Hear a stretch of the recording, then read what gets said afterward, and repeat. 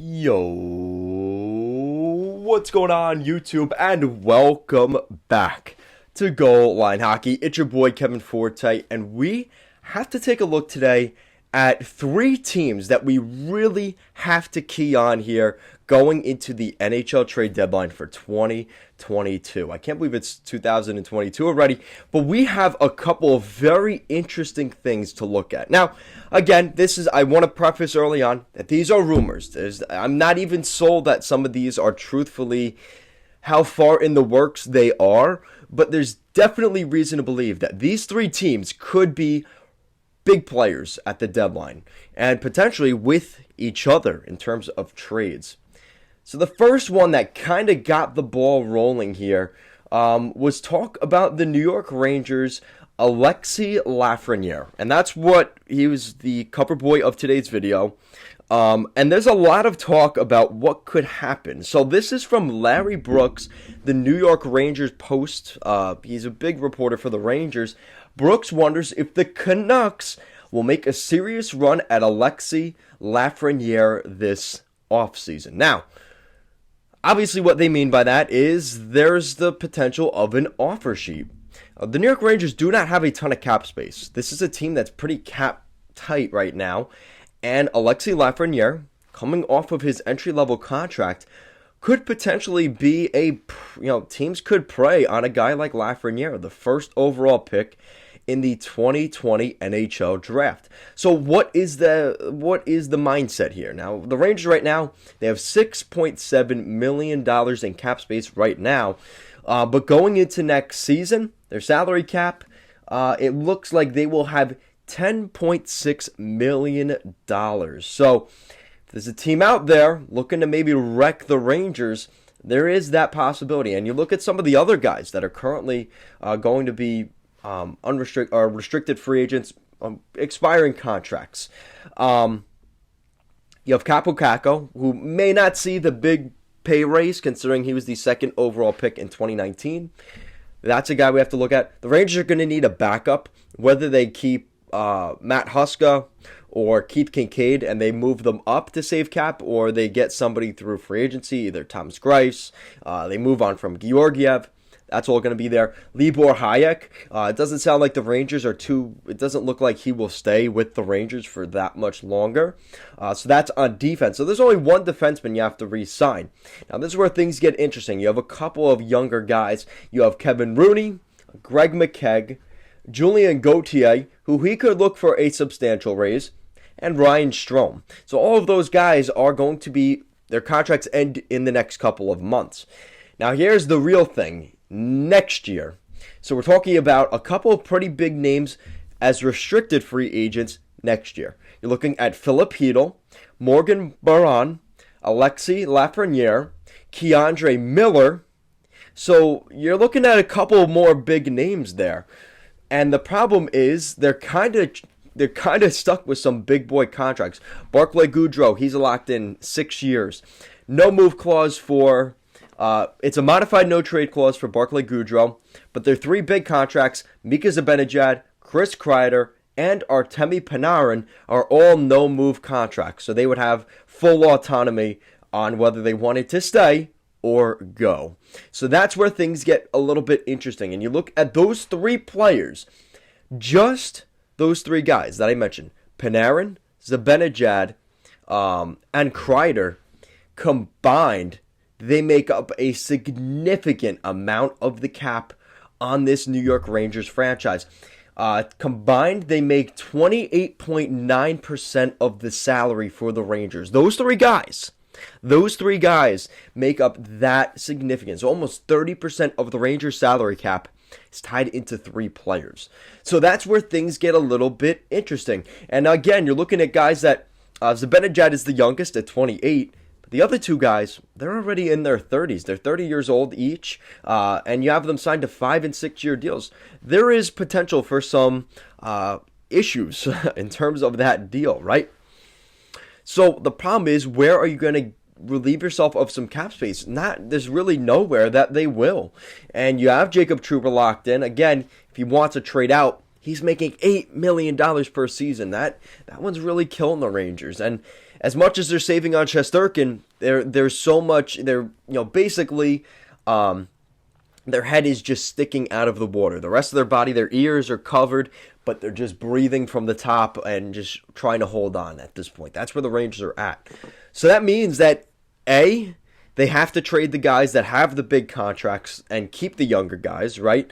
So you have to trade a Kreider or a Zibanejad or a Panarin or a Trouba. And unfortunately, I don't think really anybody's going to take those contracts right now. And again, you have to look at the player side. They're in New York City.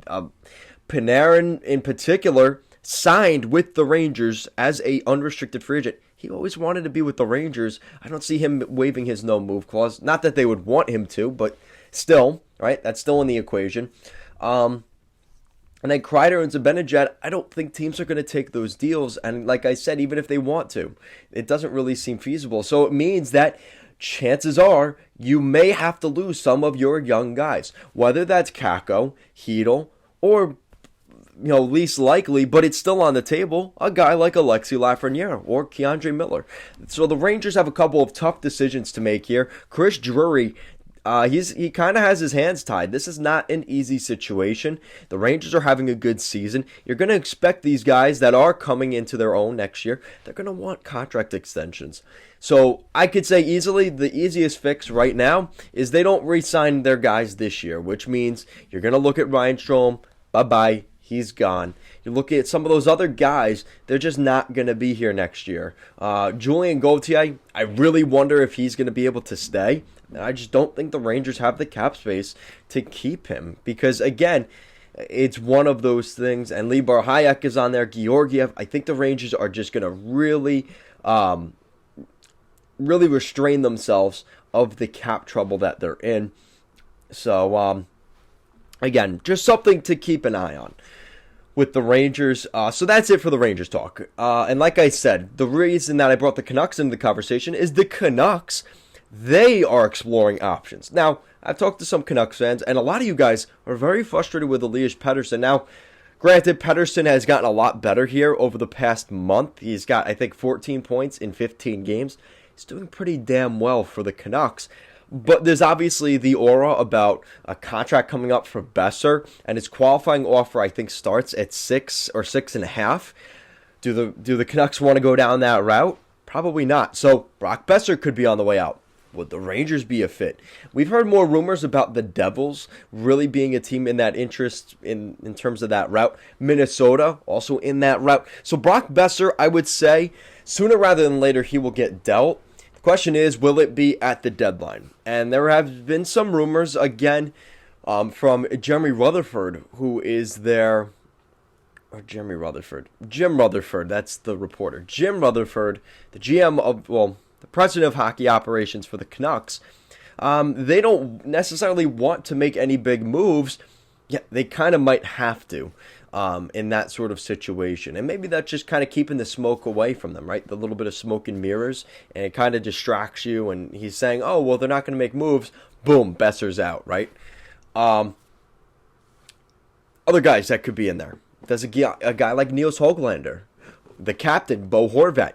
The Canucks could be very interesting because I think a lot of people's perception of those guys has been kind of soured. And I think with the way the Canucks have been now for the past 2 or 3 years, since really the past 2 years, since 2020, again, the expectations were set so high after they went to the Western Conference Finals and lost to Dallas. They were so close to going to the Stanley Cup Final, but just they were hot. They were hot at the right time. Demko was really good. So again, the Canucks are in their own state of issues. And I think they're going to make changes because you look at their power play, they've really struggled on the power play recently. And the guys that you rely on, like Besser, Horvat, and those guys aren't getting it done. That's why I could see the Canucks being one of those teams making some drastic changes. Now we go back to the East Coast, and we're talking about the Montreal Canadiens. Now, what's interesting with the Canadiens is there's a lot of ties in the organization. So the first big one, obviously, is Jeff Gorton, who is the Montreal Canadiens president of hockey operations. He was a big part of bringing in Kent Hughes, obviously bringing in Martin St. Louis, who is the team's current head coach, and they also brought in an assistant GM and Vinny Lecavalier. I'll be making a video about all that stuff going on in Montreal later this week, so stay tuned for that. But he used to be the president of hockey operations and the general manager of the New York Rangers. Now, we just talked about the Rangers, and the Rangers have things that probably the Habs would like, and vice versa. The Canadiens have things that maybe the Rangers would like. So the Canadiens have sold out the idea that, they have bought into the idea that they are not a playoff team. They are not what they were in 2021. And they're starting to move on from some veterans. And there's a lot of talk about some guys in particular, guys like Ben Sherratt, Brett Kulak, and even Jeff Petrie, who requested a trade earlier this year. They are on the trade market. I think the Rangers could potentially be interested in a bunch of those guys. So obviously the first one being Ben Sherratt. I think Ben Sherratt's a guy that comes into the Rangers, adds some more grit. Again, fits Gerard Gallant's kind of the way he wants to build the Rangers right now as a tough team to play against, especially come playoff time. And he's actually a pretty reliable defenseman. Now, you look at his Corsi stats, stuff like that. He's not necessarily the best in that regard. But this is a guy that could add some stability on the back end for the Rangers here as a rental. So that way you're not worrying about long-term salary cap implications unless you decide that the number's right and you want to get that done. But again, I think it's going to be a rental here for the Rangers. And this is an article from the Broadway Blue Shirts. I think that's who it is. And they had a feature, Forever Blue Shirts. That's what it is. And they did this article talking about the Canadiens and the Habs, how there is a lot of connections there. And, I think what's interesting, the Rangers, this is from the article, New York continues to roll despite playing without a legit top six right wing. And that's, again, where you go back to earlier this year. There was talk that the Rangers had talked to the Arizona Coyotes about Phil Kessel, the Boston Bruins, potentially about a guy like Jake DeBrusk. Nothing really materialized from that, but that need has definitely been there. They have also relied heavily on rookies on their third pair defense, with Patrick Nemeth as the other guy, missing a lot of time with what is still considered a personal issue. Yes, that's very true. And Patrick Nemeth being out, again, that's where Ben Sherratt comes in. He's a veteran and kind of takes that role without Patrick Nemeth there. And they've been calling up and down continuously guys like Braden Schneider, Niels Lundqvist. I'm trying to remember the other name, but I think there's three defensemen that have been very much up and down between Hartford and Broadway. They've been going up and down between the NHL and the AHL this season. They obviously list Ben Sherratt as the first guy that would be a great fit. Arturi Lehkonen is the next name, and I think the Rangers have definitely pursued Arturi Lehkonen. What's interesting about Lehkonen here is this is a guy that I think at 26 years old, the Rangers can look at something more for him at a cheaper contract. Now, this is where things get a little bit interesting. So you bring in Arturi Lehkonen. What is the price? Now, you bring in Ben Sherratt, Arturi Lehkonen. What goes the other way? Well, you're probably looking at a young defenseman leaving. Hopefully not Schneider or Lundqvist. But let's say a second-round pick. Or, I hate to say, there's been a first-round pick on the table for Ben Sherratt. So a first-round pick and maybe a depth pick, right? What if you did Capo Caco for Lehkonen? Now, I think Rangers fans would be very, very upset with that because he's Capo Caco, the second overall pick that came from TPS Turku. He should be good, right? It's one of those things. That's what the price is going to be from the Habs perspective. I'm not saying the Rangers make that move, but Jeff Gorton's going to ask for that. He drafted Kako back in 2019 at second overall. And you got to wonder if there's something still there, that spark, that he still likes him as a player. And some of those prospects, again, the Rangers, their old brass is now in Montreal. They have ties to a lot of their depth players. So does a Libor Hayek, a guy that probably won't return? Does Georgiev get in this deal? There's a lot of things that could go on in this sort of deal. So, again, I think what's interesting here, you're looking at what he did last season, specifically Lehkonen. He was a really good player last season. for the Montreal Canadiens and was a big part of their success last year. And this is from Pierre LeBrun, the Habs eyeing Rangers prospects. So this is Pierre LeBrun. Keep an eye on the Rangers and the Habs between now and March 21st. I think Montreal covets some Rangers prospects. Habs could fill some Rangers needs. Montreal would rather add prospects over picks. Already have 12 picks for the July draft.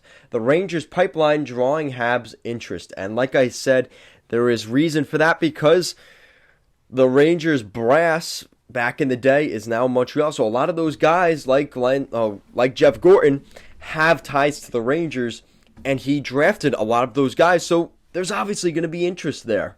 So I think this is something to definitely keep an eye on. I threw the Canucks in here because I think there's a lot of interest from the Canucks. Maybe on Besser, even a guy like Niels Höglander who had a great season last year. Even their captain, Bo Horvat. I think there's going to be a lot of landscape change, a lot of just earth moving between those three organizations, the Habs, the Canucks, and the Rangers. Now, what do you guys think? What do you think of these three teams going into this year's deadline? Do you think we see some of these blockbuster trades mid-season? We saw the Jack Eichel trade happen during the season. Do we see some more weird trades getting done here? I definitely think there's the possibility. There's obviously some ties between organizations having things that other teams want and vice versa. I think this is going to be a very interesting next couple of weeks, specifically up in Montreal and for the New York Rangers. Guys, that is it for today's video. Thank you so much for watching, and I will see you again next time.